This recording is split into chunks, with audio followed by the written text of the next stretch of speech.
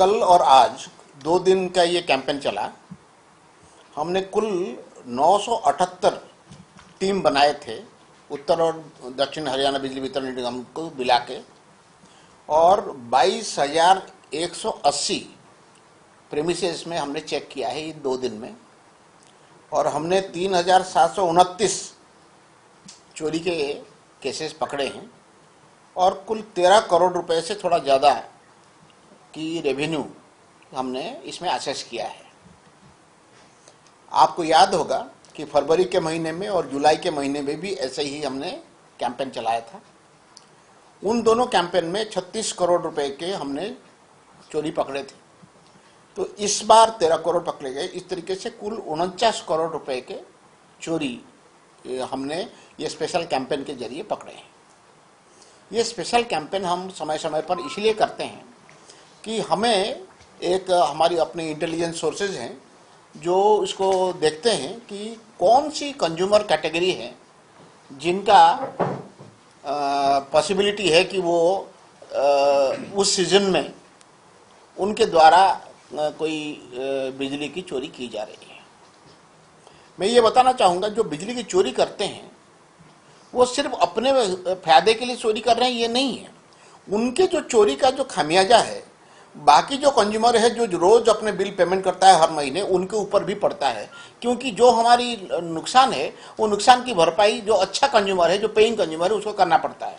इसीलिए एक तो जो चोरी करता है वो बचना पाए, और जो साधु कंज्यूमर है जो हमारे साथ है, जो ऑनेस्टली अपनी पेमेंट कर रहा है, उसके ऊपर ज़रूरत से ज़्यादा भार ना पड़े, इसके लिए हमारे ये कदम है।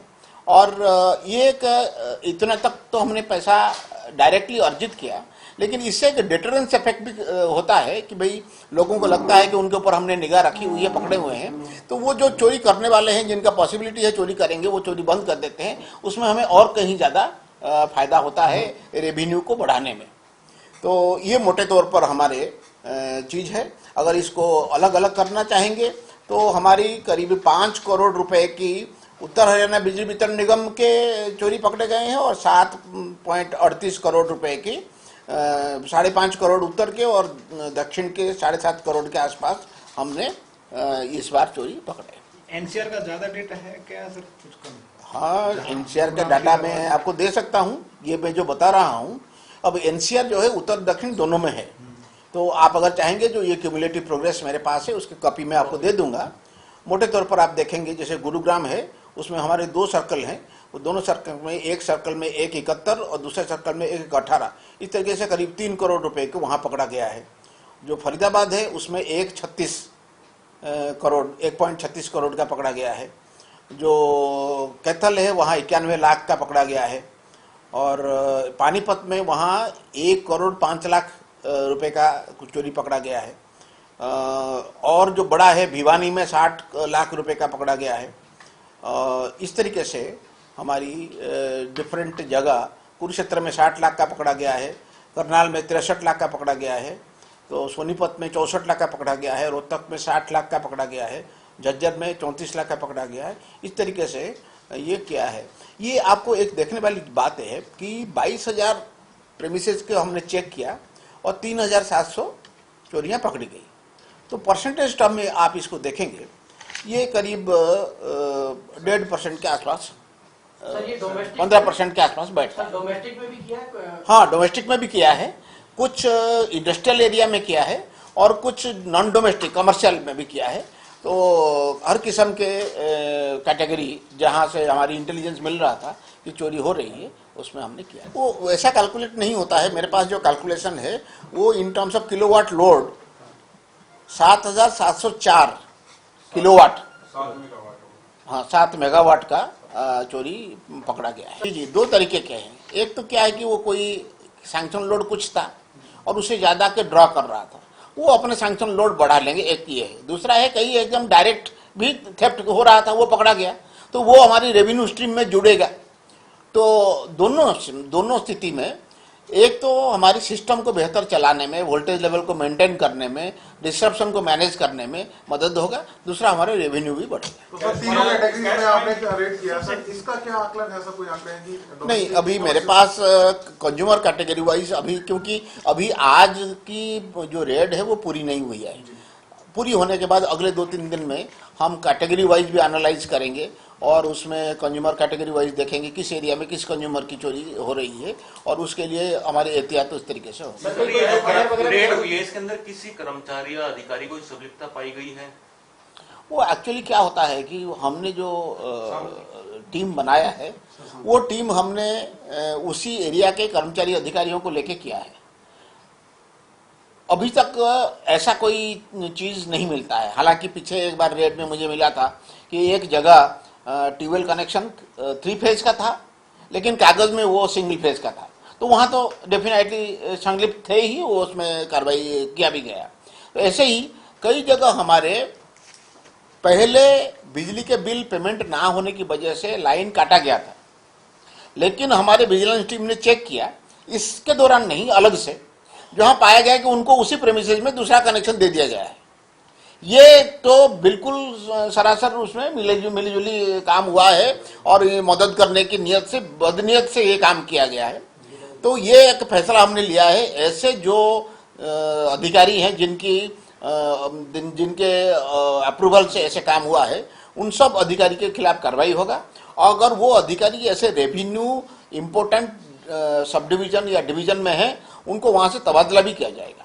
तो कितने सारे कर्मचारियों और अधिकारियों की टीमें आपने इसमें लगाई हैं ये रेड कंडक्ट करने में? इस बार मैंने 978 टीमें बनाई थी। उसमें करीब 535 उत्तर में और 443 दक्षिण में। मैं एक चीज बताना चाहता हूँ, अगर आप रैंडम करेंगे कि विदाउट यूजिंग यानी इंटेलिजेंस हर कंज्यूमर कैटेगरी में रैंडमली जाएंगे, तो जो आप कह रहे हैं कि भाई इसका मतलब होगा कि ये इतने परसेंटेज लोग चोरी कर रहे हैं, लेकिन ये हमारा रैंडम सर्वे नहीं है, ये इंटेलिजेंस बेस्ड है। हम पर्टिकुलर कंज्यूमर कैटेगरी को, पर्टिकुलर कंज्यूमर बिहेवियर को देखते हुए हमारे इंटेलिजेंस को यूज करके कर रहे हैं। किसी के पास चले जाते हैं ऐसा नहीं है। जैसे गर्मी के दिनों में हमने आइस फैक्ट्री को टारगेट किया, हमने होटल्स को टारगेट किया, हमने पर्टिकुलर इंडस्ट्री है जो गर्मी के दिन में ज़्यादा खपत करते हैं उनको टारगेट किया, हमने मॉल को टारगेट किया जब खुलने लगे थे। हाँ, तो इससे ये कहना बड़ा मुश्किल है कि इसको इंटरपोलेशन करके कि अगर इसमें इतने परसेंट आ रहे हैं तो सारे में आ रहे हैं, ऐसा नहीं है।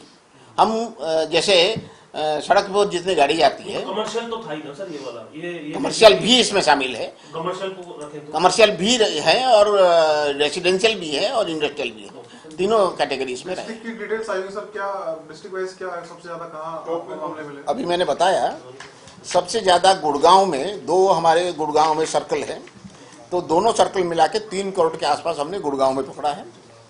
हमने 1.36 करोड़ फरीदाबाद में पकड़ा है, हमने 1 करोड़ पानीपत में पकड़ा है। इस तरीके से हमारे वो है। बाकी जो है वो 50-60 लाख के आसपास कई सारे हैं। कैथल में 91 लाख पकड़े हैं।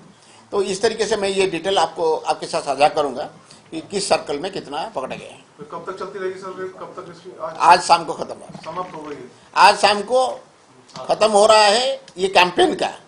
लेकिन रोजमर्रा की जिंदगी में हमें जहां जहां खबर मिलता है रेड हम मारते हैं, उसमें उसके कोई ब्रेक नहीं लगेगा। अच्छा, वो तो स्पेशल ड्राइव खत्म हो रहा है, विशेष छापेमारी। और अगला स्पेशल ड्राइव कब होगा इसका कोई पता नहीं है, जब हमारा लगेगा होना चाहिए, हो सकता है। सर कोई एफआईआर वगैरह भी दर्ज हुई है या भी पेनल्टी वाला है? अभी जब हम पकड़ते हैं उसके 2 तरीके हैं।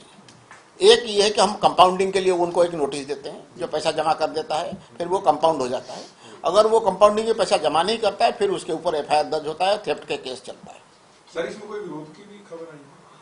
हाँ, किसी एक आध जगह जो टीम गए थे वो शायद उन्होंने उनको करने नहीं दिया, कुछ समय उनको बंद करके रखा, मतलब उनको जाने नहीं दिया। लेकिन अभी वो स्थिति नहीं रहा।